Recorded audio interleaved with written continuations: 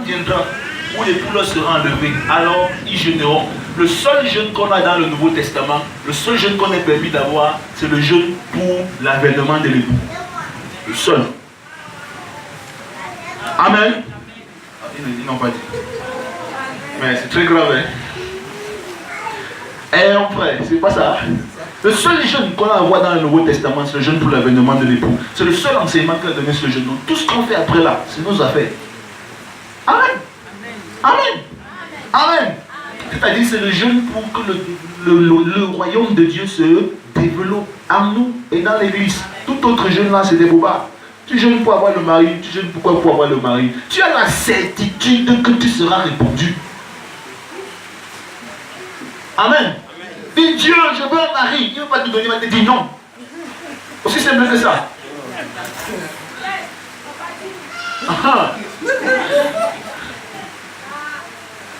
Dis Dieu, je veux un enfant, il ne veut pas, il va te dire attends. Amen. Amen. Je vous dis un secret.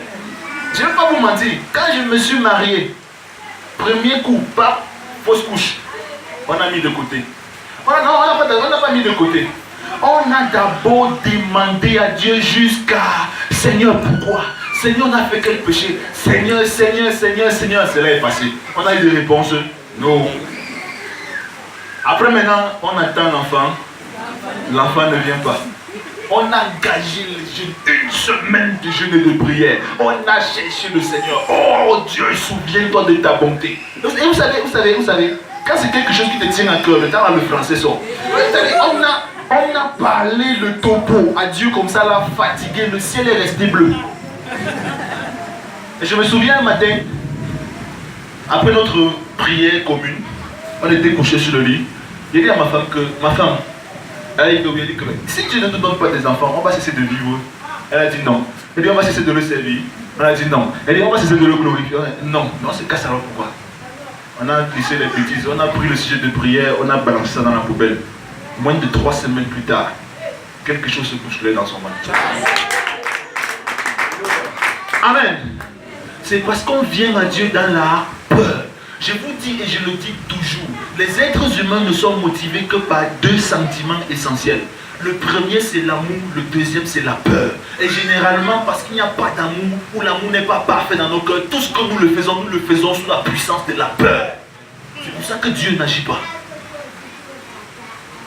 Mais lorsque nous avons la certitude d'être répondus, s'établit lorsque nous n'avons plus peur de rien. Nous sommes totalement convaincus et totalement satisfaits de l'amour de Dieu. Il ne va pas te répondre que c'est quoi. Frère, je suis toujours dépassé quand je vois un chrétien à qui il dit que Seigneur, je suis en train de prier pour que tu me dises tel. Il dit, Dieu t'a dit quoi? Il dit que ça fait 3 semaines que je prie, Dieu ne m'a pas parlé. C'est ton père. Toi, tu peux faire ça à ton enfant. Amen. Nous avons la garantie que chaque fois que nous venons dans la présence de Dieu pour communiquer avec lui, nous recevrons sa direction. Ésaïe chapitre 30 verset 21 prophétise en disant, pendant que vous marcherez, vous entendrez derrière vous une voix qui vous dira, va à gauche ou bien va à droite, car voici le chemin. Dieu s'est engagé, il s'est lié à te conduire. Il me conduit dans les sentiers de la justice. Il me fait reposer par des pâturages bien verts. Il me dirige près des sources d'eau paisibles. Cesse de faire comme si la voiture de Dieu, le moteur a lâché. Son moteur ne lâche pas. Amen. La 5e certitude, nous allons finir avec cette première partie, c'est la certitude d'être favorisé. Merci pour cet amen, maman. Il y en a qui ne comprennent pas ce que je dis là. Merci. La certitude d'être favorisé. Homme de Dieu, tu sais ce qui embrouille nos prières? C'est parce que quand nous venons dans la présence de Dieu, nous venons avec la conscience remplie de tous nos péchés, nos manquements, nos fautes et nos faiblesses. Nous oublions que la Bible dit, en Christ, vous avez été réconciliés. En Christ, vous avez été rachetés. En Christ, vous avez été pardonnés. Tout ce que nous faisons vis-à-vis de Dieu se fait en Christ. Et il y a une relation parfaite entre Dieu et Christ. Donc ce que Dieu ne peut pas refuser à Christ, il ne peut pas te refuser. Indépendamment de tes faiblesses, de tes manquements, de tes péchés et de tes tares. D'ailleurs, je l'ai enseigné ici, il y a beaucoup de tes défauts avec lesquels tu vas mourir. Si tu veux, tu te disciplines jusqu'à... ça ne va pas finir, tu vas mourir avec. Parce qu'en fait, Dieu est le réalisateur de ta vie. Donc dans ta vie, il ne change que ce qui l'intéresse pour accomplir sa gloire. Si tu veux, les autres disent que tu es monté, tu es descendu. Ce n'est pas le problème de Dieu. L'objectif de Dieu n'est pas que tu sois parfait. L'objectif de Dieu, c'est que tu sois utile. Donc beaucoup, tant que le défaut que tu as n'empêche pas Dieu de t'amener à l'accomplissement de ta destinée, il va laisser.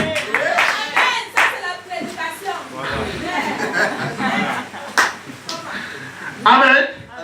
Amen. Donc cesse de venir vers Dieu en te rappelant ce que tu n'as pas fait, en te rappelant ce que tu n'as pas, en te rappelant ce que tu n'as pas, en te rappelant, tu te condamnes toi-même. La Bible dit dans le livre d'Hébreux, approchons-nous vers Dieu, le cœur purifié d'une mauvaise conscience. Amen. Amen. Pourquoi est-ce que tu as la certitude d'être favorisé? Parce que la priorité de Dieu, c'est le royaume. Et Dieu va tout faire pour que ce qu'il t'a envoyé sur terre pour son développement, pour le développement de son royaume s'accomplisse. Amen. Amen. Donc cesse de t'asseoir et de dire que tel frère est mauvais, tel frère est méchant, tel frère, c'est pas ton problème. Dieu voit. Si Dieu veut changer ton caractère aujourd'hui, attendez. Tu penses que la résurrection est plus compliquée que changer ton caractère? Il a été ressuscité en combien de temps? Un temps de mouvement, bam, la Bible dit que la pierre est partie là-bas. Le gars est sorti comme un grand. Tu vois que c'est plus compliqué pour Dieu que de changer ton caractère? Il y a plein de choses. Attendez, tu penses que la vie que Dieu t'a donnée, entre donner la vie et améliorer la vie, quel est plus dur? Tu as fait quoi pour avoir la vie? Va mettre ta tête de goudron dans la voiture, écrase. Ma fille, mon fils, vis ta vie normalement. Accepte-toi. Amen. Si Dieu t'accorde la grâce, si Dieu attire ton attention sur la nécessité de changer quelque part, c'est qu'il veut que tu changes. Il t'a donné la grâce de changer. Mais s'il n'attire pas ton attention, demande aux autres pardon quand tu leur as commis des offenses. Et remets-toi à Dieu et continue ta vie. La certitude d'être favorisé. Tu es la priorité de Dieu. Vous savez, voici comment Dieu fonctionne. Quand tu viens vers Dieu, tu dis que Père, comme les Juifs priaient, Père, je vais te demander une chose et ne me refuse pas. Et le Père au ciel te dit, demande de mon fils, même si c'est la moitié de mon royaume, je vais te donner. Voilà comment lui fonctionne. Maintenant on vient dans Père, souviens-toi de mes péchés d'hier. Père, écoutez, je vais encore vous dire quelque chose avant de passer au deuxième plan. C'est que le Saint-Esprit met dans mon cœur que c'est important de parler de ça. Dieu n'a pas de langage négatif. Parce que beaucoup de gens écoutent la voix du diable et croient que Dieu est en train de leur parler. Dieu n'a pas de langage négatif. Il ne parle pas au négatif. On demande à Jésus, le type c'est aveugle pourquoi? Qui a péché? C'est son père ou sa mère? Il dit que la situation aussi c'est pour que Dieu se glorifie. Il n'est pas en train de culpabiliser quelqu'un. Il dit, femme, ils ne t'ont pas tué? Elle dit que non. Il dit que moi non plus. Pas toi seulement. Il n'est jamais en train de parler au négatif. Donc, Dieu n'est pas là pour te culpabiliser. La personne qui te culpabilise, c'est l'adversaire. Amen. Les défauts que tu as, Dieu connaît ça mieux que toi. Si tu as une vie humble devant Dieu, sincère devant Dieu, le jour où il voudra changer tes défauts, il va changer. Vous savez, je vous dis, je ne sais pas si quelqu'un a bagarré contre le péché comme moi j'ai bagarré contre la masturbation. Je n'ai prié jusqu'à pleurer que Seigneur, je ne comprends plus la fête. Si j'ai essayé tout ce que je connaissais. La réponse c'est, qui t'a envoyé essayer? Amen. Amen. Vous savez comment c'est parti? Moi non plus, je ne sais pas. Un temps, j'ai seulement constaté que c'était fini depuis. Amen. Quand le temps fut accompli, Dieu a traité ça tranquillement. Laisse Dieu être Dieu dans ta vie.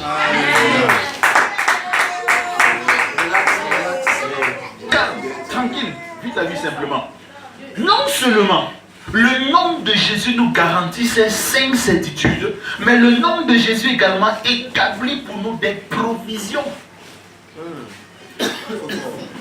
Bon, le mystère du coffre-fort, je vais donner ça aux fils, donc pour ceux qui vont rester. Amen. Non, je ne vais pas expliquer le mystère là aujourd'hui. J'avais commencé, mais je ne vais pas expliquer. Le mystère du coffre-fort. Mais ce n'est pas ça que je parle ici. Et est-ce que vous savez qu'il y a quelque chose quelque part avec, quand tu pries, ta prière ne peut être exaucée que si Dieu peut t'exaucer. Vrai ou vrai? Ta prière ne peut être exaucée que si Dieu peut t'exaucer. Si Dieu ne peut pas exaucer le genre de prière que tu lui adresses là, il ne peut rien faire pour toi. Vrai ou vrai? Maintenant, quel est le genre de prière que Dieu peut exaucer? Apocalypse chapitre 5. Nous allons voir la corbeille dans laquelle Dieu puise les exaucements pour nos prières. Apocalypse chapitre 5. Est-ce que mon frère l'a trouvé? Si tu as trouvé, tu lis ça avec le micro s'il te plaît. Apocalypse chapitre 5. Alléluia. 12. Rien que le verset 12. Verset 12. Il disait d'une voix forte, l'agneau qui a été immolé est digne de recevoir la puissance, la richesse, la sagesse, la force, l'honneur, la gloire et la louange. Amen. Amen. Dans ce passage, les anges sont en train de prêcher aux créatures de la terre. Ils sont en train de nous dire que Jésus, en mourant, a négocié pour nous un paquet dans lequel se trouve l'exaucement de nos prières.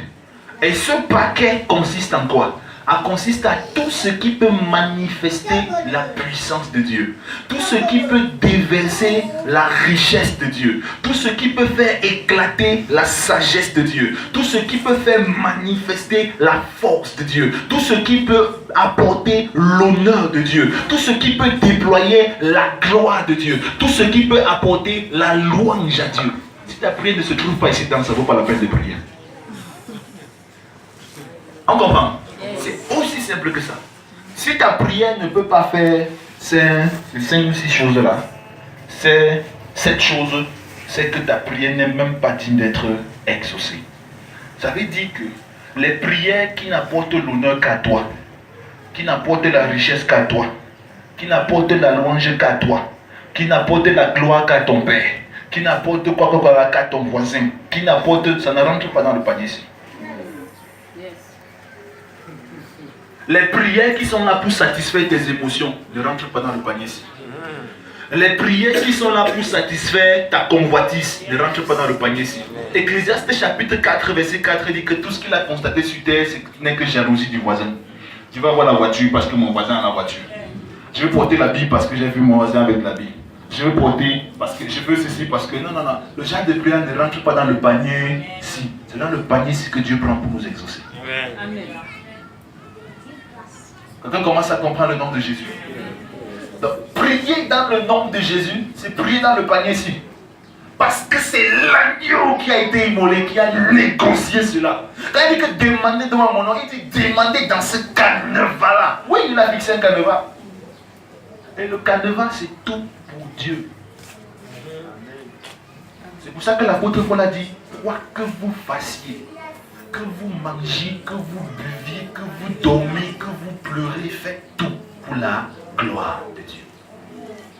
Et maintenant, si tu veux, on recommence les prières exaucées depuis l'Ancien Testament. Tu comprendras que toutes les prières que Dieu exauce sont les prières qui sont dans le panier ici. Depuis même l'Ancien Testament. Abraham négocie quoi? Il négocie la manifestation de l'honneur de Dieu. Il dit que loin de toi de mélanger le juste et l'injuste de les punir. Non, ça ne t'honore pas. Toi, tu es quand même un grand Dieu. Dieu dit que oui, c'est dans le panier. Je vais t'exaucer. Anne constate qu'elle demandait ses enfants à elle, c'est pas venu. Elle commence à demander un enfant qui va servir à la gloire de Dieu. Dieu dit, tu es dans le panier. Et il lui donne les enfants. Et ainsi de suite, ainsi de suite. Quand tu veux demander, vérifie que ta prière est dans le panier. Amen. C'est pour ça que je vous ai dit vendredi, quand tu veux prier, ne sois pas pressé. Il vaut mieux prendre du temps de mieux préparer ta prière que d'aller faire le cropto pour rien. Ce que tu fais là, c'est le perroquetage. Tu passes des heures à bavarder. Et après, tu vas te fâcher. Venez voir le pasteur. Fais comme on faisait à l'époque. Comment j'ai prié, j'ai jeûné. Vraiment, homme de Dieu, je ne sais plus vraiment ce que je vais faire. J'ai même loué. J'ai même, tu as tout fait, sauf ce qu'il fallait faire. Amen. Amen. Amen. Voici le panier. Je répète, tout ce qui fait éclater la puissance de Dieu. Et non ce qui te venge. J'avais dit que quand ton voisin vient de t'attaquer pendant la nuit, ne pas demander à Dieu de punir ton voisin. Ça c'est l'auto-vengeance, c'est ça? Ah, c'est l'auto-vengeance. Dieu a dit que l'auto-justice, merci beaucoup. Dieu a dit à moi la vengeance, à moi la rétribution. Donc le genre de prière n'est pas dans le panier. Ne peux pas demander à Dieu de toucher ton voisin. Amen. Oui. Laisse-nous les prières que nous on fait dans d'autres coins. Oh Dieu! Massacre le sorcier de ma famille! C'est pas dans le panier. Amen. Tu sais, si tu fais ça, je te dis aujourd'hui que ce n'est pas dans le panier. Ce qui est dans le panier, c'est oh Dieu! Enlève-lui ses pouvoirs et touche son cœur afin qu'il se convertisse. Ça, c'est dans le panier. Amen. Voilà ce que tu peux exaucer. Et ainsi de suite, et ainsi de suite, et ainsi de suite, et ainsi de suite. Troisième catégorie de choses. Demander au nom de Jésus. J'ai dit, c'est demander dans les 5 certitudes. Ensuite, c'est demander ce qui est dans le panier. Avant de passer au troisième point, je voudrais attirer votre attention, mes frères. Faites très attention. La fin ne justifie pas les moyens avec Dieu. La fin ne justifie pas les moyens. Le docteur Laurent Vautier, qui est mon mentor, me disait hier que un pasteur, il a lu le livre d'un pasteur, et dans ce livre, le pasteur il démontrait que sur terre, il y a plus d'esprit que d'êtres humains. Et dans l'église, même dans l'église, il y a plus d'esprit que d'êtres humains. Ce qui fait que ce n'est pas parce qu'on est dans la présence de Dieu qu'il n'y a pas d'esprit qui n'est pas de Dieu. Non. Je ne parle pas d'être possédé, je parle des esprits qui sont là. Non, parce qu'on est dans la Satan, Job, dans le livre de Job, Dieu a trouvé Satan où? C'est au ciel, non? Ce n'est pas parce qu'on est dans la présence de Dieu. Non. Alors nous devons donc faire très attention à ce que nous faisons, parce que parfois nous commandons les mauvais esprits d'aller faire les choses et nous venons rendre témoignage que c'est Dieu. Ça encore c'est plus pire. Amen. Donc nous devons faire attention à la doctrine avec laquelle nous faisons ce que nous faisons. Qu'elle soit en accord avec la pensée de Dieu. Amen. Troisième point donc, demander au nom de Jésus, c'est demander dans l'intimité de l'esprit. Demander dans l'intimité de l'esprit. Demander dans l'intimité de l'esprit. Je n'ai pas dit dans la communion avec l'esprit, j'ai dit dans l'intimité de l'esprit. C'est deux thèmes très différents. Bientôt, ici peu, je vais commencer une série sur l'intimité du chrétien. Je t'encourage à être là. Ce sont des révélations pas possibles que le Seigneur nous a faites. Pas pour que nous nous plaisons d'avoir les révélations, mais pour que nous comprenions enfin ce qu'il attend de nos vies. Amen. Donc, demander au nom de Jésus, c'est demander dans l'intimité de l'esprit. Bien. Je vais commencer par attirer votre attention sur un certain nombre de points. Dans 1 Jean chapitre 5, versets 14 et 15, Jean l'apôtre nous dit, nous avons auprès de lui cette assurance. C'est que si nous demandons quelque chose selon sa volonté, nous savons qu'il nous écoute. Et si nous savons qu'il nous écoute, quel que soit ce que nous avons demandé, nous savons que nous possédons ce que nous avons demandé. Ce passage a été pour moi l'un des passages les plus compliqués à comprendre dans la prière. Bien, un homme de Dieu, dont je ne citerai pas le nom, avait développé dans son livre que demander dans la prière, dans la volonté de Dieu, c'est demander au nom de Jésus. Parce que Jésus avait dit tout ce que vous demandez à mon nom, je vous le donnerai. Donc demander dans la volonté de Dieu, c'est demander en disant, je t'ai demandé au nom de Jésus. Mais même jusque-là, je n'étais pas satisfait de cette analyse. Et j'ai continué à réfléchir et à savoir, à me demander comment est-ce qu'on va identifier la volonté de Dieu.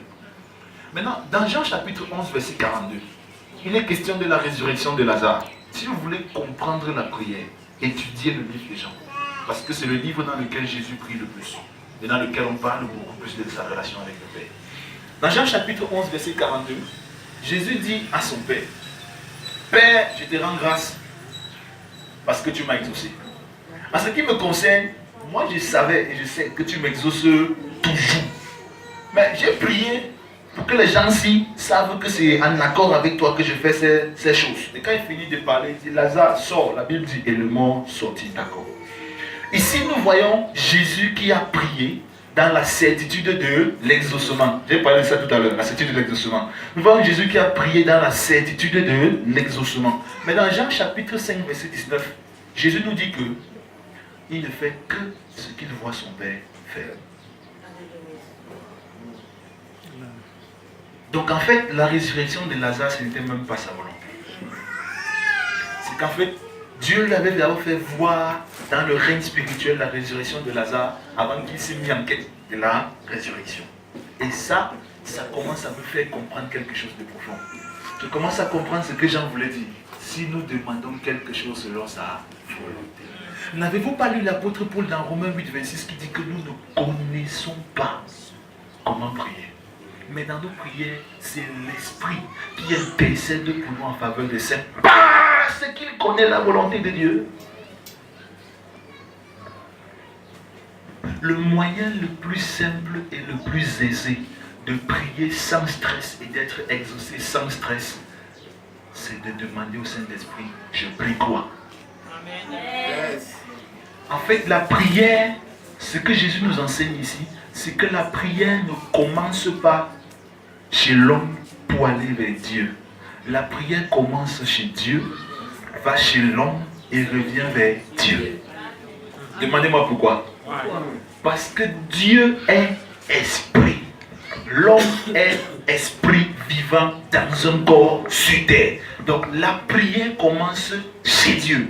Elle va chez l'homme. Maintenant, l'homme qui est esprit reçoit ça dans son esprit et l'exprime avec sa bouche afin qu'elle soit concrète sur terre. Et c'est cette expression faite avec sa bouche qui donne maintenant à Dieu la capacité de déployer cela de manière concrète et de manière visible. Donc en réalité, la prière commence avec Dieu. Tout sujet pour lequel Dieu ne t'a pas donné l'inspiration, ce n'est pas nécessaire de prier. Tout sujet pour lequel Dieu ne t'a pas donné l'orientation, ce n'est pas nécessaire de prier.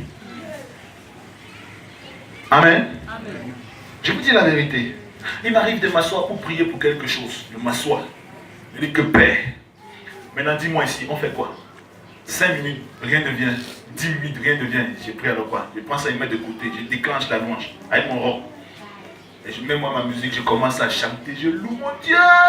Et quand je loue mon Dieu, jusqu'à la paix du cœur qui surpasse toute intelligence, garde mon cœur et mes pensées en Jésus, je me lève et la question est réglée. Terminé. Tu n'es pas obligé de prier pour tout ce que tu vois. Alléluia. Tu n'es pas obligé de prier pour tout ce que tu vois. Tu n'es pas obligé de prier pour tout ce que tu expérimentes. Amen. Il y a des choses qui se passent dans ta vie pour lesquelles Dieu n'attend pas que tu pries. Il dit, écoutez, qu'est-ce que dit Jacques? Voici ce que Jacques dit. Est-ce que Jacques dit, mes frères, priez par rapport à l'épreuve de votre foi? Est-ce que c'est ce qu'il dit? Qu'est-ce qu'il dit? Mes frères, regardez l'épreuve de votre foi comme un sujet de joie. Donc quand ta foi est éprouvée, ne pas te casser la tête que tu pries. C'est un sujet de joie, loue Dieu. Amen. Mais nous, qu'est-ce que nous faisons? On va déverser les larmes. Mes soeurs, mes frères, la larme n'est pas une technique d'exaucement. Tu n'auras jamais rien. La larme n'est pas une technique d'exaucement. Tu n'auras rien. regarde comme un sujet de joie les diverses épreuves de ta foi. Donc quand ta foi est éprouvée, assois-toi, loue Dieu. La plupart des choses pour lesquelles tu pries sont des choses sur lesquelles Dieu n'est pas en train de travailler. C'est pour ça que tu as l'impression que Dieu ne t'exauce pas. Alors quand Dieu n'est pas en train de travailler, tout ce qu'il te faut faire c'est louer. C'est pas moi qui dis. Il dit rendez grâce à Dieu toujours. Non, c'est pas rendre. Il dit c'est pas rendre grâce à Dieu. C'est réjouissez-vous. Voilà, j'aime ça. Réjouissez-vous toujours. Virgule. Je le répète. Réjouissez-vous. C'est comme ça qu'il est écrit. Toujours signifie tous les jours. Le jour où c'est bon, tu es dedans. Le jour où c'est moins bon, tu es dedans. Le jour où c'est salé, tu es dedans. Le jour où c'est cubé, tu es dedans. Le jour où c'est comment, tu es dedans. Amen.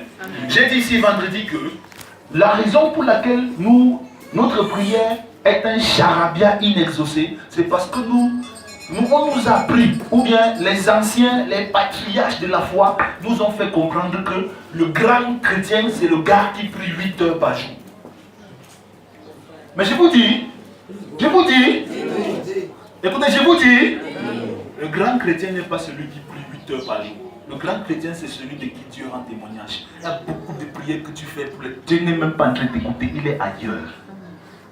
Je vous ai dit que la chose la plus importante dans la vie du chrétien, c'est que Dieu soit assis sur le trône. Ce n'est pas que tu aies prié 10 jours. Et je le dis encore, je l'ai dit vendredi, je le dis encore. Et tu n'es pas obligé de faire 4 jours de jeûne. J'ai pris récemment 40 jours de jeûne et de prière. Et Seigneur, on va finir avec la fessée. Seigneur, je me suis gâté. J'ai dit que Dieu l'a fait, c'est ce que les gars l'ont expérimenté, je vais expérimenter ça.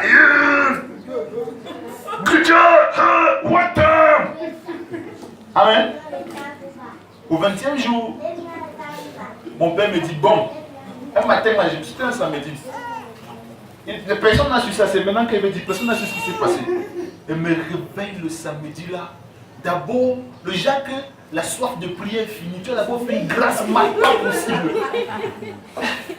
Je commence à culpabiliser que même. Je devais être en train de prier. Comment c'est la grâce mal qui alors que j'ai fait les 3-4 jours sans vraiment dormir. Parce qu'il était tout le temps en train de prier. Comment la grâce mal descend sur moi comme ça?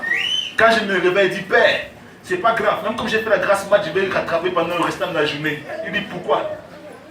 Il dit, non, parce que le programme, il dit, pris tes bagages, tu rentres à la maison. Il dit que mes pères, il dit que j'ai déjà fini ce que j'avais à faire avec toi à cette retraite. Il dit que c'était 40 jours, il dit que tu as été réceptif, tu as eu le cœur ouvert, c'est passé rapidement. Rentre à la maison, t'occuper de ta femme et tes enfants. J'ai encore passé 2 heures de temps à négocier pour que Dieu me laisse rester en retraite pour prier. Où est la religion? Et vous dites, c'est-à-dire qu'on nous a mis des choses en tête. Alors que Dieu est un Dieu d'authenticité. Ce n'est pas en copiant quelqu'un d'autre que tu vas arriver quelque part. Dieu veut faire avec toi. Il fonctionne dans ta personnalité. Il fait avec toi. C'est une relation personnelle qu'il a avec toi. Il dit que, hey, je vais dire à maman Yolande que j'ai pris 40 jours. Le 20e jour, il a dit que je rentre m'occuper de ma femme. Je suis pas spirituel. Amen. Après 2 bonnes heures de négociation, je me suis levé, je suis rentré à la maison. Tranquille. Amen. Bien. Ce que je n'ai pas dit, c'est que ce qui s'est passé dans ma maison par la suite, si je n'avais pas été là, ma famille allait souffrir. Dieu savait que le temps était fini, il fallait que j'aille m'occuper de ma famille. Amen. Amen. Vous comprenez comment ça se passe? La prière, c'est être simple. La prière, c'est être tranquille.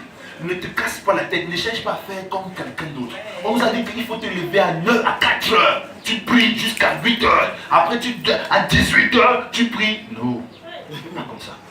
La prière, c'est l'expression du cœur.